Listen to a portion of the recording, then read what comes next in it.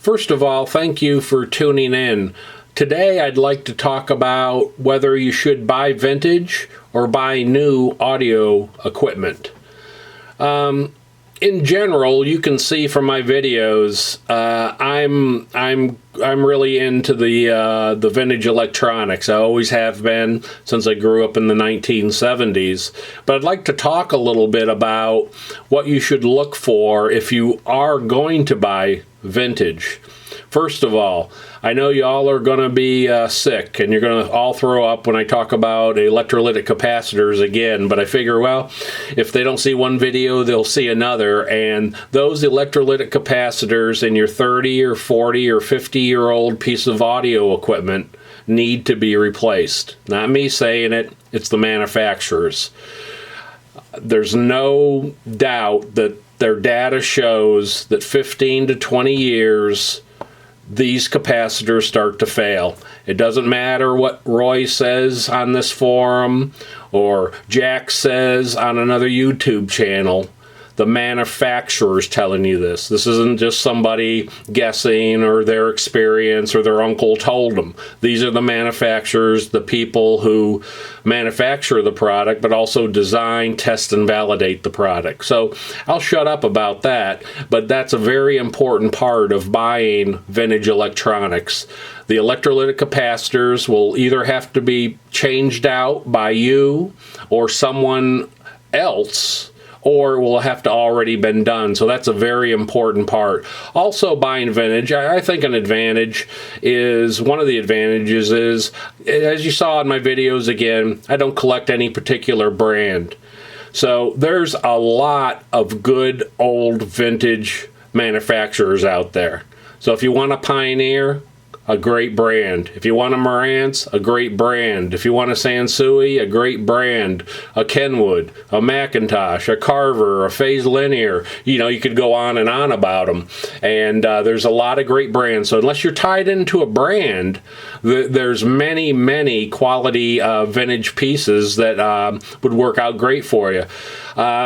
Really, if you're just buying something at the flea market and you want to take a chance on a $20 piece, who cares really, right? Buy it. What's it going to hurt? You like it, you like it. If not, what was that? A burger, a couple beers or something, you're out. But if you're going to pay good money, you're going to go somewhere and you're going to pay several $100s, you need to ask some questions about that piece of equipment. And specifically, don't let them tell you it's been serviced. What the heck does that mean? I see this on YouTube. I look over the videos on YouTube, so when I do a video, I'm not repeating people. And, they talk about you got to make sure it's serviced. What is that? Most people just say, well, it's been serviced. My technician serviced it. Well, what did he do? Well, I'm not a technician. I don't know what he did. Well, he should have given you a bill of sale or a parts list. He should have done something. But anyway, don't fall for it's been serviced. And they have no other information about it.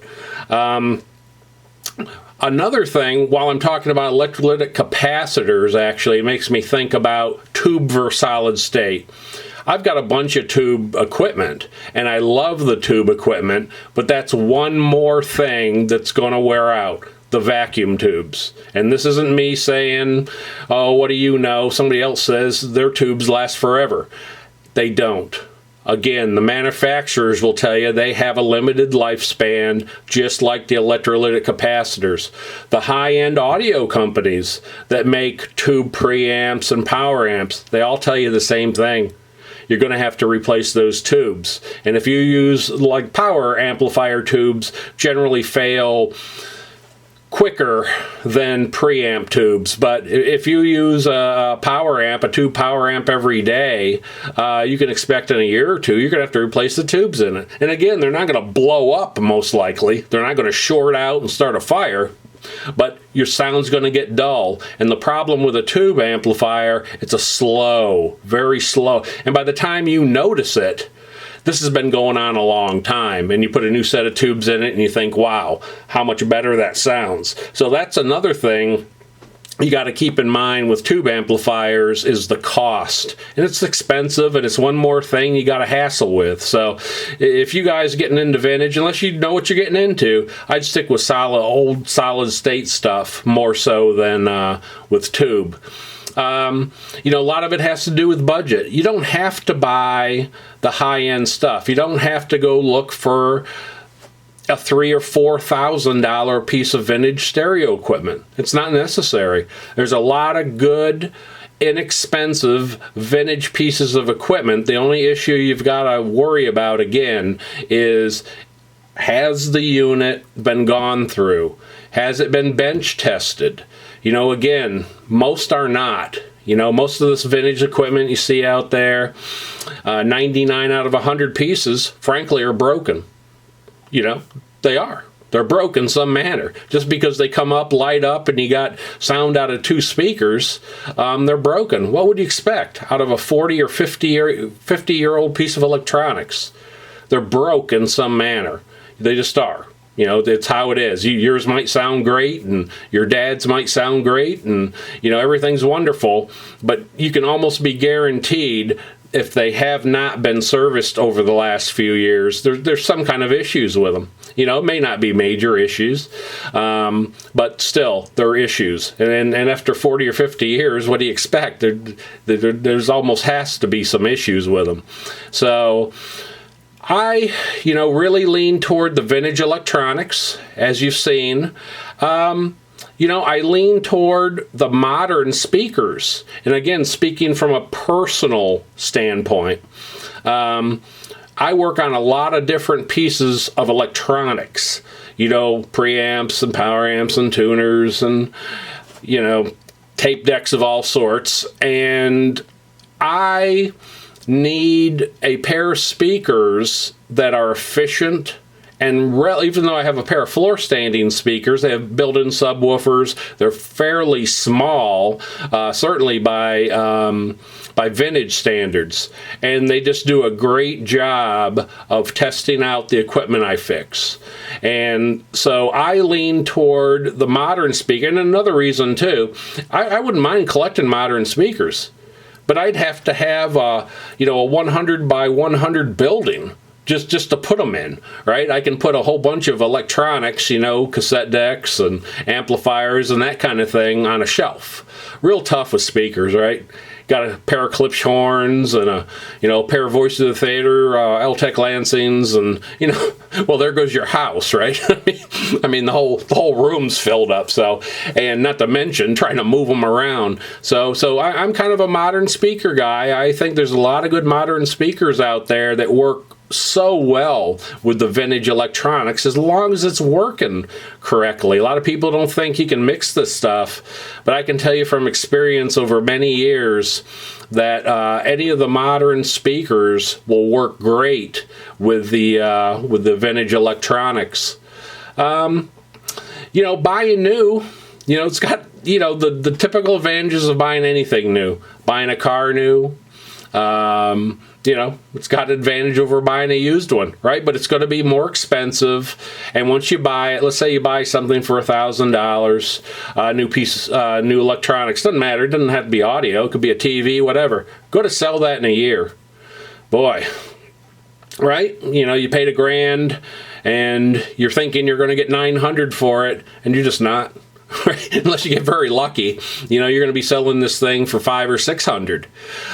And with the vintage stuff, you don't have that, as things go up and down. I would never buy vintage for an investment, but if you pay $1,000 for a vintage stereo and you paid a fair price, I don't know if it's going to go up or down.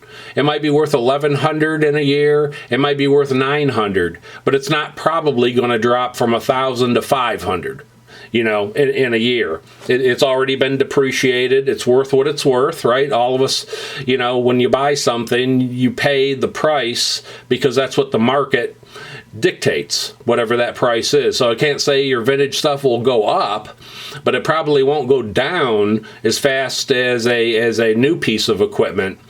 The new equipment is great. I've got a Peachtree Nova 300, and I'm going to be reviewing that against, I've been listening to it, I'm going to review that against some vintage equipment. a great little piece of equipment, right? It's not cheap, but you know, I mean, it's a wonderful, wonderful, but it's not the only thing. I'm not, you know, not a Peachtree spokesperson. I know there's a lot of different brands out there that they make some wonderful, you know, some really great equipment. And you know, people talk about these Class D amplifiers. I'll tell you, in my limited listening, I mean, it's been very good. You know, so buying new certainly has its advantages. And of course, you know what you're getting. You know, if it breaks on you, although the warranties aren't forever, are they? You know, it'd be different if you got a 10-year part in labor, and you don't get that. So, you know, at least you get a warranty in case it goes bad initially. But for me, you know, I mean, I think that you go out there, and if you're going to buy vintage, you got to know what you're buying anyway. You know, if you're buying it, you just don't want to get surprised when you get it home and you think, God, this sounds terrible. You know, if it hasn't been looked at and hasn't been worked on and hasn't done, you know, the work hasn't been done to it that should be done to a 40 or 50-year-old piece of electronic gear, what do you expect, really? I mean, how do you expect it, you know, to operate properly? But I can tell you from experience, having most of my equipment that's been, you know, restored, I tell you, they all work good. So, I mean, if you find a Pioneer, don't be afraid of it. If you find a Marantz, don't be afraid of it. A Kenwood, I named all the names before.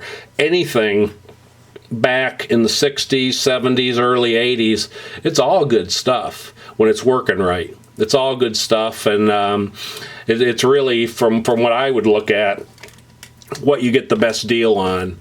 So at the end, though, what I want to say is the most important thing are your ears. Don't listen to me. You know, don't listen to anybody else. Listen to your ears. If it sounds good to you, you're golden. It doesn't matter. It doesn't matter if it's vintage. Doesn't matter if it's new. Doesn't matter if it's a mix of stuff. I just said I mixed modern speakers with vintage electronics mostly because it works for me. And what works for you may be different. And the whole thing is your ears. So if it sounds good to you, it doesn't matter whether you buy vintage or you buy new. Just know what you're getting into, you know, when you purchase it. So I'd be really interested in hearing about y'all's systems. You know, I mean, what do you got? I mean, maybe you mix up vintage speakers with new electronics. I did mix up my Peachtree Nova 300 with a Dynaco tube amp, just for the heck of it. You know, but, you know, there's no right, no wrong. There's a lot of stuff there, you know, on YouTube and in the forums that you can't mix the old with the new. Bull. And I'm living proof of that. You can certainly mix the old with the new and have tremendous sound. So the big key is, you know, you like it. You like the way it looks. You know, that's important too, just to mention real quick, right? You like something, we buy a lot of things because we like the way things look. So the vintage stuff looks a little different than the new stuff. You may prefer one over the other, but the vintage stuff can hold its own. It can hold its own against the new stuff. So if you like that look, don't worry about not being able to get the sound out of it. The big key is making sure that older piece of electronics is up to snuff and will meet specs. So I hope you enjoyed the video. I'm looking forward to seeing what y'all got to say down below. And bottom line, it's your ears, and nobody can tell you what you're hearing. So have a good day.